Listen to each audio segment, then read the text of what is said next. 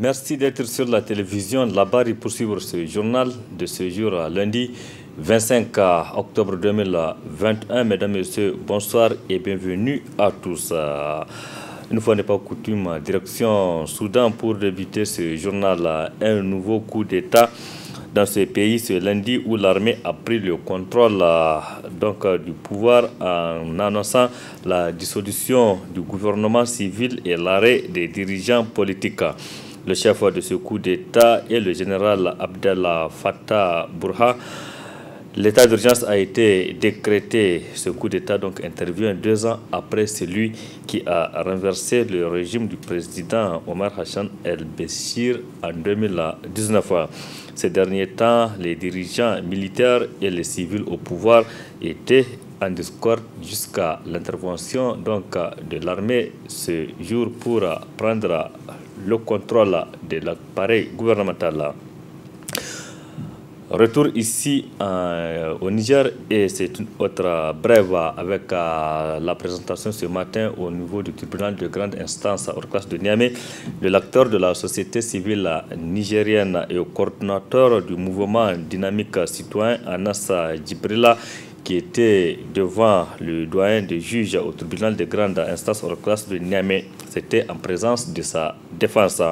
Après environ 2 heures d'interrogation, Anas Djibrila a regagné la prison de haute sécurité de Kout-Calais où il était placé en mandat de dépôt depuis plusieurs mois dans des conditions de vie dénoncées par ses camarades de la société civile qui plaidaient pour sa libération. Ainsi, c'est pour la première fois que Anas Djibrila est attendu après plus de 6 mois de détention. Pour rappel, il a été interpellé à la suite de la diffusion sur les réseaux sociaux d'un audio dans lequel il parlait d'une manifestation que son organisation projetait d'organiser pendant la période électorale de 2020-2021.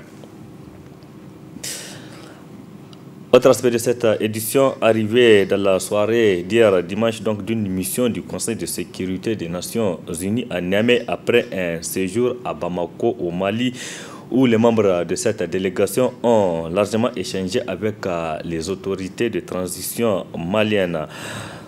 Plusieurs activités étaient au programme de la visite de cette délégation ici au Niger, nous précise Adam Soumana et Sadoumi.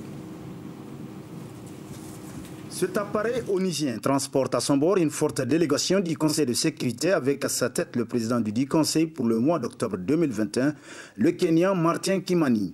Une délégation accueillie par le chef de la diplomatie nigérienne qui, tout en saluant cette mission, a de prime abord partagé avec la communauté internationale le vécu du Niger ainsi que son expérience dans un contexte marqué par l'insécurité. Et surtout présenter la résilience d'un État démocratique face aux chocs terroristes et climatiques simultanés.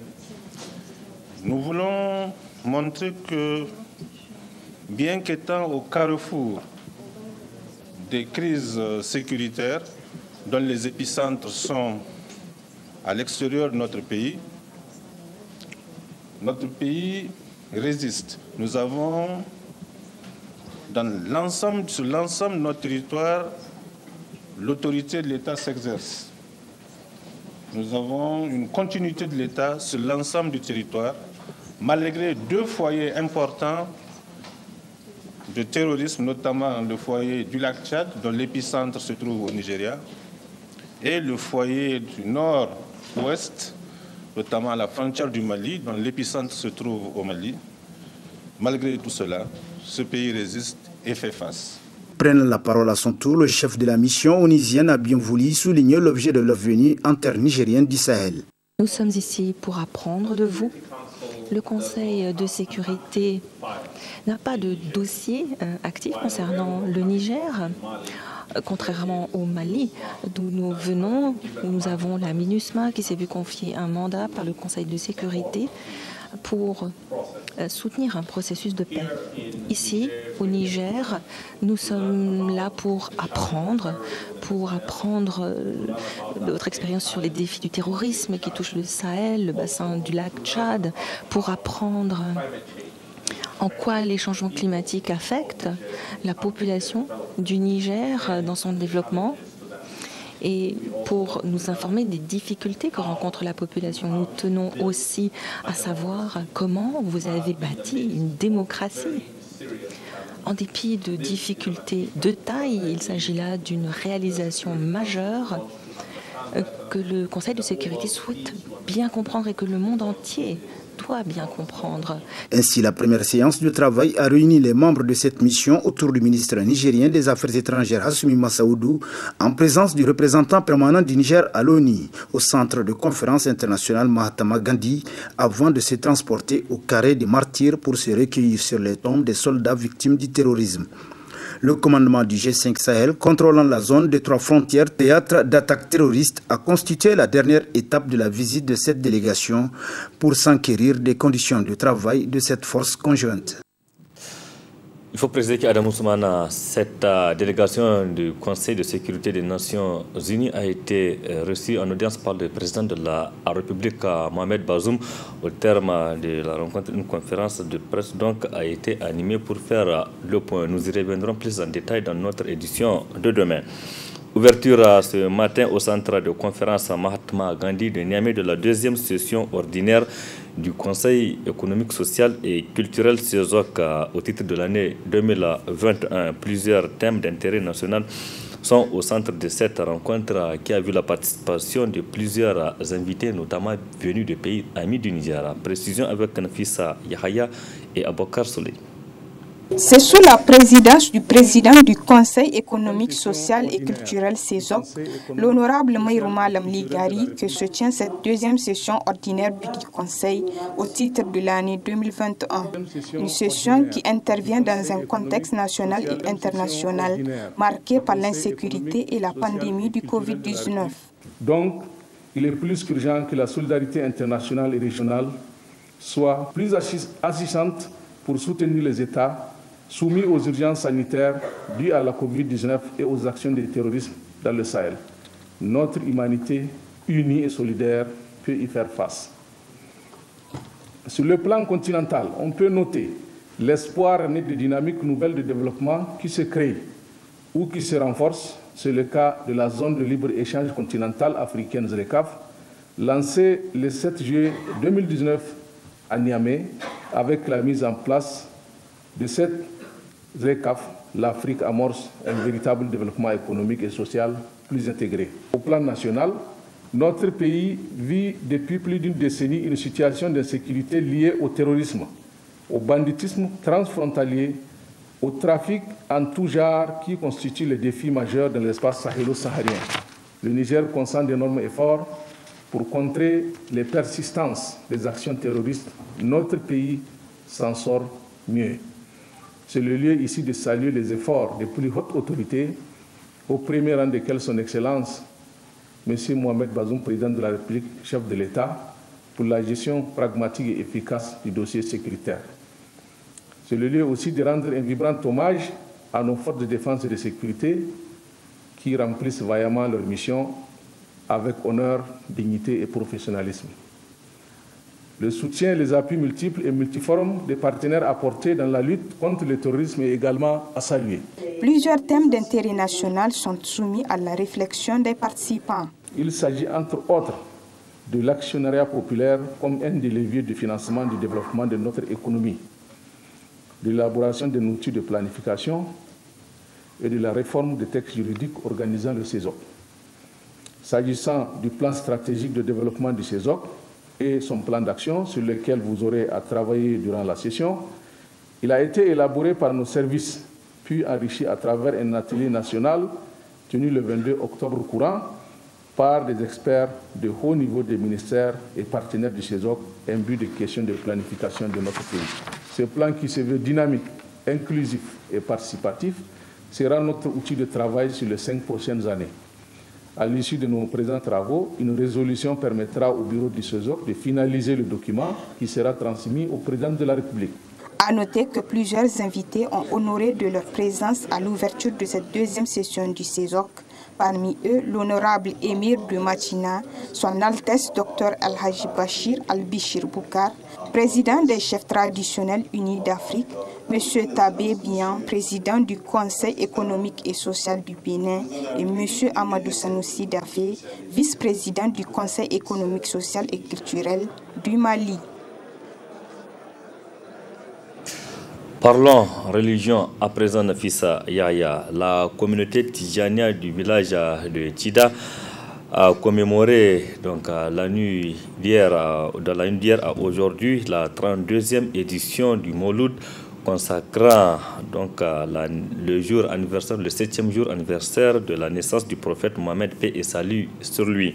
C'était un grand événement qui a enregistré la participation de nombreux cheikhs et des invités venus des pays comme l'Algérie. Précision Ibrahim Boubacar et Khalidou Bourema.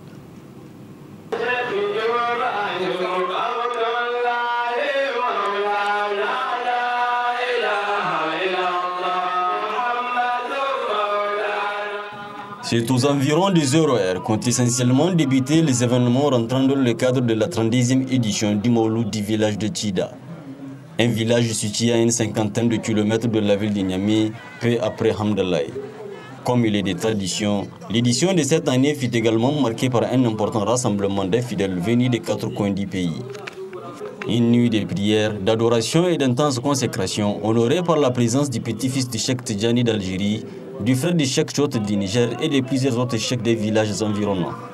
Occasion pour le comité d'organisation d'éclairer sur les raisons autour de l'organisation de ces grands événements. L'objectif, c'est pour dire les caractères suprêmes du prophète Mohammed sallallahu alayhi wa sallam, qui est le prophète sallallahu alayhi wa sallam, et aussi sa mission, Dieu a dit même dans le Coran, wa ma arsalnaka illa rahmatan lil alamin. Nous ne t'avons pas envoyé que pour être le bienfait pour les humains. Donc maintenant, c'est les bienfaits-là qu'il est en train de dire tout au long de la nuit. Pour dire, parce que même dans les hadiths, ça a été dit d'enseigner et de dire aussi qui est le prophète pour que les autres aussi musulmans puissent transmettre aussi les messages. C'est là la religion musulmane. Ça se transmet de génération en génération. Événement annuel organisé par la communauté tidjania à travers le monde, le Mouloud, selon les organisateurs, n'est rien d'autre qu'une des occasions pour rappeler les enseignements du prophète, ses valeurs et ses habitudes.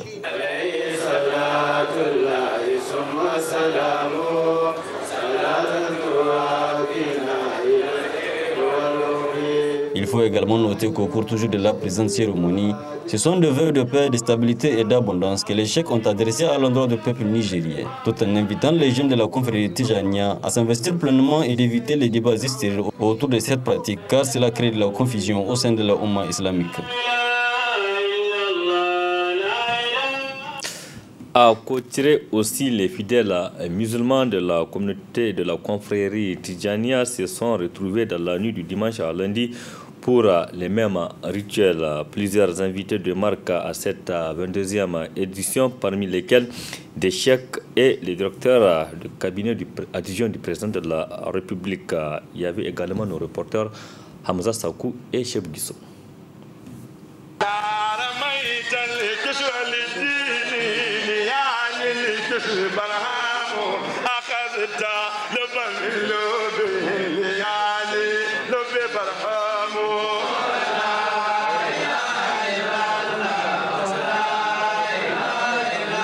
Situé à l'ouest de la capitale, dans la commune rurale de Hamdallahi, le village de Kochri se trouve à une vingtaine de kilomètres de Niamey.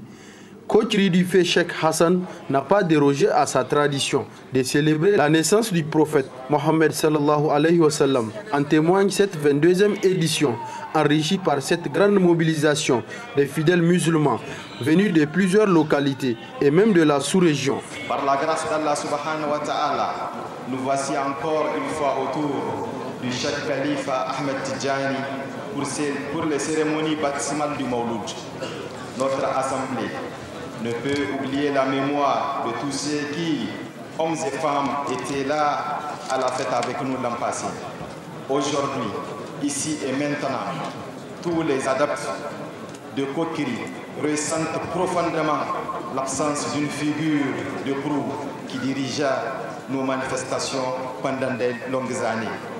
Connu par son charisme, son érudition son talent, sa patience, sa disponibilité, Cheikh Aboubakar Hassan Cheikh Kokiri fut arraché à notre affection.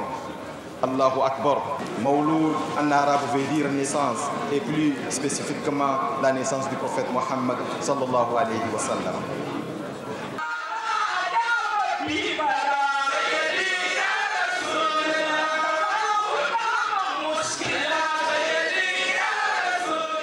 Pour Cheikh Barham Hassoumi, cette célébration du Mawlud est d'une importance capitale que doit savoir tout musulman.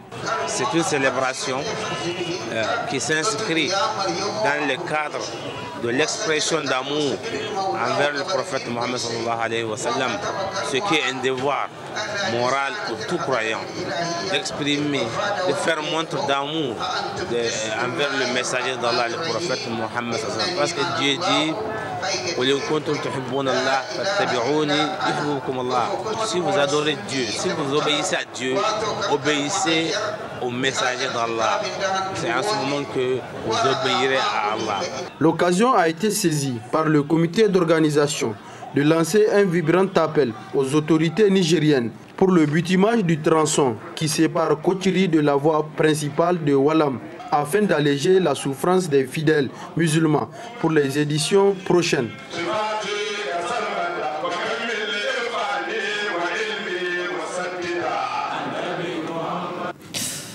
Retour ici à Niamey et c'est pour nous rendre directement à l'église évangélique de la République du Niger, c'est au quartier Bukoki, qui a servi de cadre hier dimanche dans la soirée à une formation sur les finances publiques. Cette formation est destinée aux femmes chrétiennes du Niger qui ont d'ailleurs apprécié l'initiative dans ce reportage signé Nafisa Zakou et Ibrahim Abdou. C'est dans le but d'amener les femmes à mieux cerner la question des finances publiques que cette formation a été organisée par Compass Niger à l'intention des femmes chrétiennes du Niger. Au cours de cette formation animée par un jeune couple venu du Burkina Faso a été développé plusieurs sujets afin d'amener les femmes à bien prendre soin de leur foyer. Vraiment, ça nous a montré tout l'impact de la gestion des finances bibliques. Comment le couple doit gérer son argent, comment le couple doit gérer les salaires, le revenu, et jusqu'à même l'expérience que le couple a eue et vraiment transférer cela aux enfants pour que eux aussi, les enfants, puissent avancer avec cette formation expérimentale.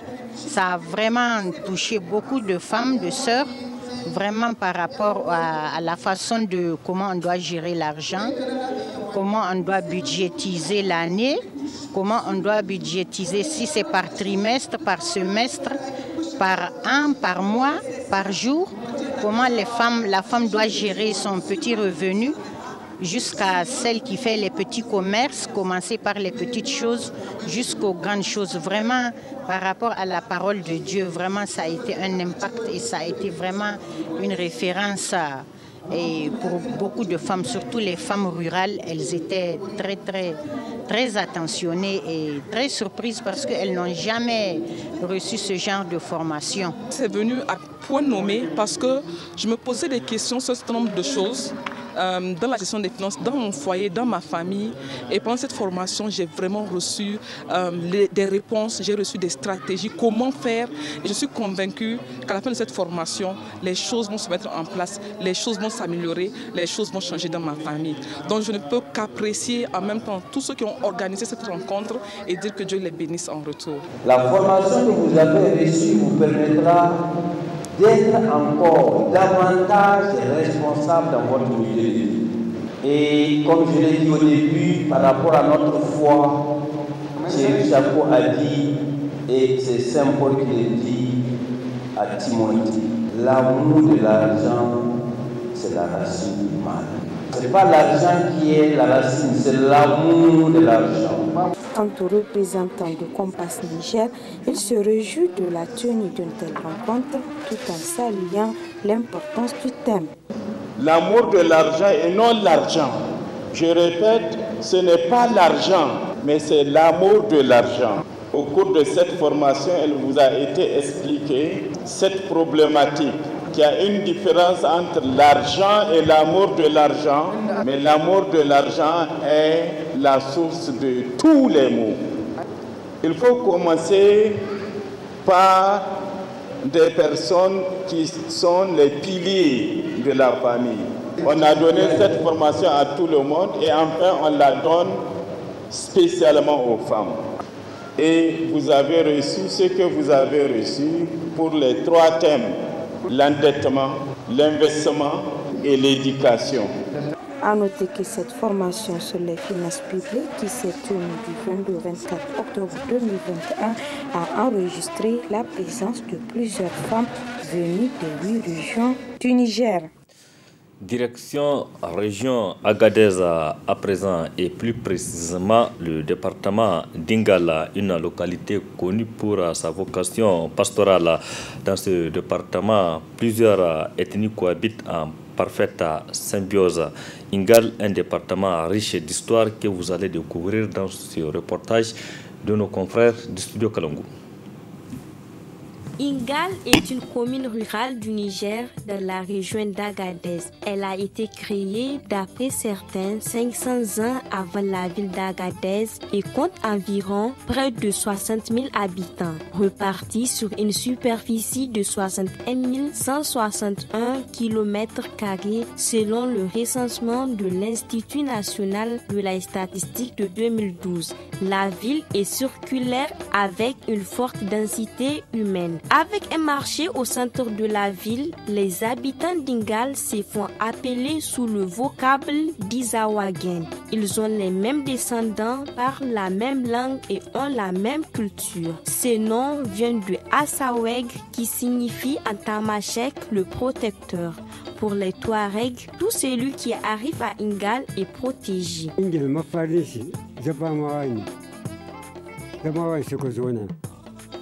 masallaci wanga da na yi sallah sofan masallaci mutane biyu suka zo kuma san ce maka waliyai ne suka zo su suka yi wannan masallaci su suka yi masallaci wannan shi kenan aka sa dabino wanga aka yi rami aka ce ingel sunan mafarin kenan sunan ingel su suka ce ingel yanzu cikin wato maganin namu ina game da zabarmanshi ina gama kaga sai shi afo musu a hinke a hinsa a tashi to daga can musu hamsa ya koma larabci ko kushe ku haka ne akwai kwanari akwai laraba akwai filani akwai hausawa akwai buzaye duk akwai shi na inda babu kabilan da babu nan babu shi kuma muna zama lahiya.